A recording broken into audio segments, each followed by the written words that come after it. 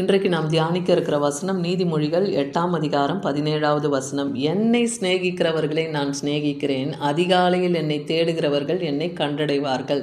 இன்னைக்கு கர்த்தர் நம்மோடு இடைப்படுகிறார். கர்த்தரை யாரெல்லாம் சிநேகிக்கிறீங்களோ கர்த்தர் உங்களையும் சிநேகிக்கிறேன்னு சொல்கிறார். அதிகாலையில் என்னை தேடுகிறவர்கள் என்னை கண்டடைவார்கள். என்ன தேவனை கண்டடையத்தக்க சமயத்தில் அவரை தேடுங்கள்னே ஏசாயா 55:6 பார்க்குறோம். அப்போ தேவனை எந்த நேரத்தில் நம்ம தேடணும்?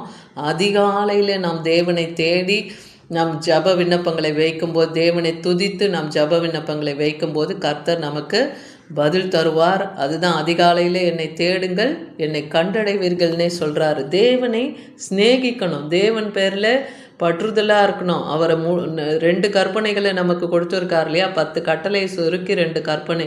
ஒன்று, கர்த்தரிடத்தில் முழு இருதயத்தோடு, முழு ஆத்மாவோடு, முழு பலத்தோடு, சிந்தையோடு அவரிடத்துல நாம் அன்பு கூறணும். இன்னொன்று, உன்னிடத்தில் அன்பு கூறுவது போல் பிறனிடத்தில் அன்பு கூறுன்றார். அப்போ தேவனை சிநேகிங்க. அப்போ சிநேகிக்கும் போது அவர் உங்களுக்கு தென்படுவார்.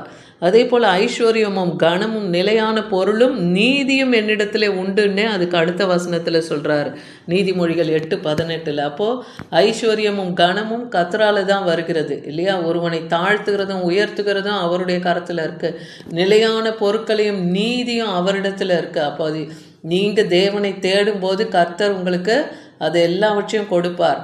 யோவான் 14ஆம் அதிகாரம் 23வது வசனத்தில் பார்க்குறோம், இயேசு அவனுக்கு பிரதியுத்தரமாக, ஒருவன் என்னில் அன்பாக இருந்தால் அவன் என் வசனத்தை கைக்கொள்ளுவான், அவனில் என் பிதாவும் அன்பாக இருப்பார், நாங்கள் அவனிடத்துல வந்து அவனோட வாசம் பண்ணுவோம்னே வசனம் சொல்லுது. அப்போ கர்த்தரிடத்துல அன்பாக இருக்கணும், அவர் வசனத்தை கை கொள்ளணும். அவர் வசனம் நம் இருதயத்தில் இருந்ததுன்னா குமாரனாகிய கிறிஸ்துவும் பிதாவாகிய தேவனும் நம்மோடு கூட வாசம் பண்ணுவாங்க, நம்மோடு கூட போஜனம் பண்ணுவாங்க. போஜனம் பண்ணுவாங்கன்னா நம்மோடு அவங்க இடைப்படுவாங்க, பேசுவாங்க. அந்த பாக்கியத்தை கர்த்தர் நமக்கு தருவார். யோவான் 14:21 சொல்லுது, என் கற்பனைகளை பெற்றுக்கொண்டு அவைகளை கை கொள்ளுகிறவனே என்னிடத்துல அன்பாக இருக்கிறான். அதுதான் இப்போ நான் சொன்ன அந்த 2 கற்பனைகள். கர்த்தரிடத்துல, தேவனிடத்துல முழு இருதயத்தோடு, முழு ஆத்மாவோடு, பலத்தோடு, அவரிடத்துல சிந்தையோடு அன்பு கூறணும். அந்த கற்பனையை நீங்கள் கை கொண்டு நடந்தீங்கன்னா அவரிடத்துல நீங்கள் அன்பாக இருக்கீங்க. அப்போ அவரிடத்துல அன்பாக இருக்கும்போது அவர் பிதாவினிடத்திலும் நீங்கள் அன்பாக இருக்க முடியும். அப்போ நானும் அவனில் அன்பாக இருந்து அவனுக்கு என்னை வெளிப்படுத்துவேன். அதாவது பிதா குமாரன் தன்னை யாருக்கு வெளிப்படுத்தணும்னு சித்தம் வைத்திருக்கிறாரோ அவர்களுக்கு தான் அவர் தன்னை வெளிப்படுத்துகிறார். அப்போ அவர் வார்த்தையில் நிலை கொண்டு அவர் கற்பனைகளை நாம் கை கொண்டு நடக்கும்போது அவர் தன்னை நமக்கு வெளிப்படுத்தி காண்பிக்கிறார். சங்கீதம் 91:14 பார்க்குறோம், அவர் நாமத்தை இன்னைக்கு நீங்கள் அறிஞ்சிருக்கிறீங்களா? கர்த்தருடைய நாமம் உயர்ந்த நாமம், அது உன்னத நாமம்.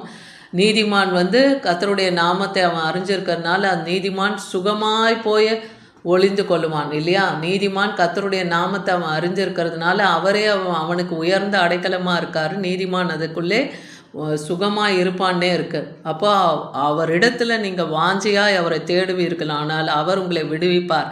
அவர் நாமத்தை நீங்கள் அறிஞ்சிங்கன்னா அவர் உங்களை உயர்ந்த அடைக்கலத்தில் வைத்து உங்களை கனப்படுத்துவார்.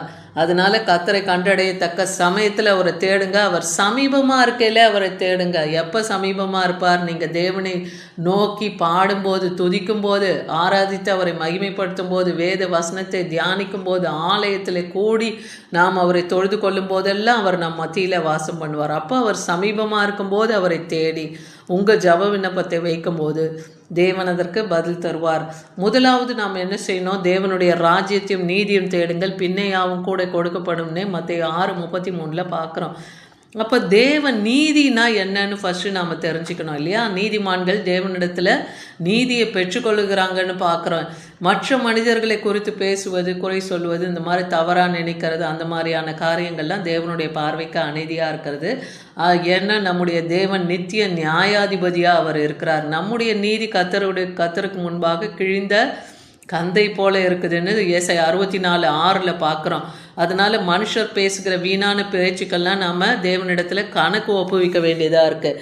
அப்போ தேவ நீதி என்பது என்னென்னா, நாம் உண்மையும் மன உத்தமமாக நடக்கணும். நாம் தேவனுடைய நீதியை தரித்து கொள்ளுகிறவர்களாய், உண்மை உள்ளவர்களாய் நாம் இருக்கணும். அதுக்கு என்னென்ன பண்ணணும்?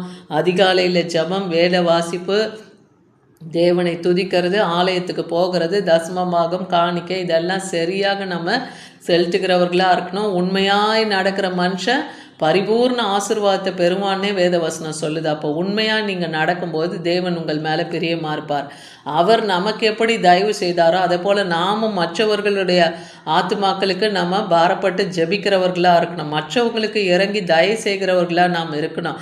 நாம் தேவனுடைய நீதியை தரித்தவர்களாக இருக்கணும் இல்லையா? யாக்கோபு 5:16 பாருங்கள், நீதிமான் செய்யும் ஊக்கமான வேண்டுதல் கேட்கப்படும்னே சொல்கிறார். அப்போ நம்ம செய்கிற ஜபத்துக்கு தேவன் நிச்சயமாக பதில் தருவார்.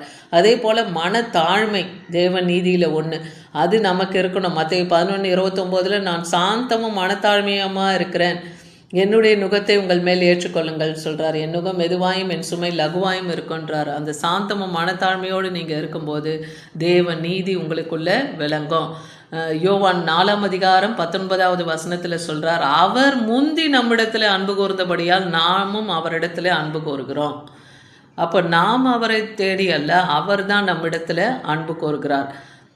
அப்போ நம்முடைய தேவன் அன்பாக இருக்கிறார் இல்லையா? அதனால தான் தன்னுடைய ஒரே பேரான குமாரனை இந்த பூமியில் இருக்கிற மனுஷர்களுடைய பாவத்தெல்லாம் நீக்கிறதுக்காக தான் இல்லையா? அதுக்காக தான் அவரை ஒப்பு கொடுத்தார்னு பார்க்குறோம். அவருடைய அன்பை அது மூலமாக நம்ம பார்க்குறோம் இல்லையா?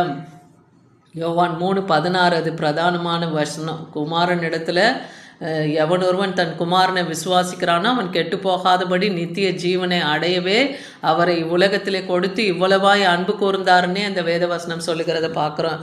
அதே போல் யோவான் 16:27 நான் போய் ஒரு தேற்றரவாளனை உங்களுக்கு அனுப்புகிறேன்னு ஆண்டவராகிய இயேசு கிறிஸ்து தன் சீஷர்களிடத்தில் சொல்கிறார். நான் வருவேன் மறுபடியும் உங்களிடத்துல, நான் திரும்ப வரும்போது உங்களுக்கு ஒரு தேற்றரவாளன், நான் போகும்போது உங்களுக்கு ஒரு தேற்றரவாளனை அனுப்புவேன், அவர் உங்களை எல்லா காரியத்திலையும் திடப்படுத்துவார். மார்க் 16:14 சிறு பிள்ளைகளை என்னிடத்துல வர இடம் கொடுங்கள்ன்றார். அவங்கள தடை பண்ணாது இடுங்க. தேவனுடைய ராஜ்யம் அப்படிப்பட்டவர்களுடையதுன்னே இருக்குது இல்லையா? சிறு பிள்ளைகள் எப்படி இருக்கும்? அவங்க இருதயம் கள்ளம் கபடம் இல்லாமல் இருக்கும். அத்தகைய இருதயத்தை தான் தேவன் சிநேகிக்கிறார். அதே போல் பிரசங்கி 12:1 பார்க்குறோம், வாலிப பிரயாத்திலே உன் சிருஷ்டிகரை நினைன்னே சொல்கிறார். அப்போ வாலிப பிள்ளைகள் இன்றைக்கி கர்த்தரை நீங்கள் தேடும்போது நீங்கள் பிழைப்பீங்க. தேவனை தேடுங்க, கர்த்தர் உங்களுக்கு தென்படுவார். கர்த்தரை சிநேகிங்க, அப்போ அவர் உங்களை சிநேகிப்பார். கர்த்தரை அதிகாலையில் நீங்கள் தேடும்போது அவரை நீங்கள் கண்டடைவீர்கள். ஆமீன்.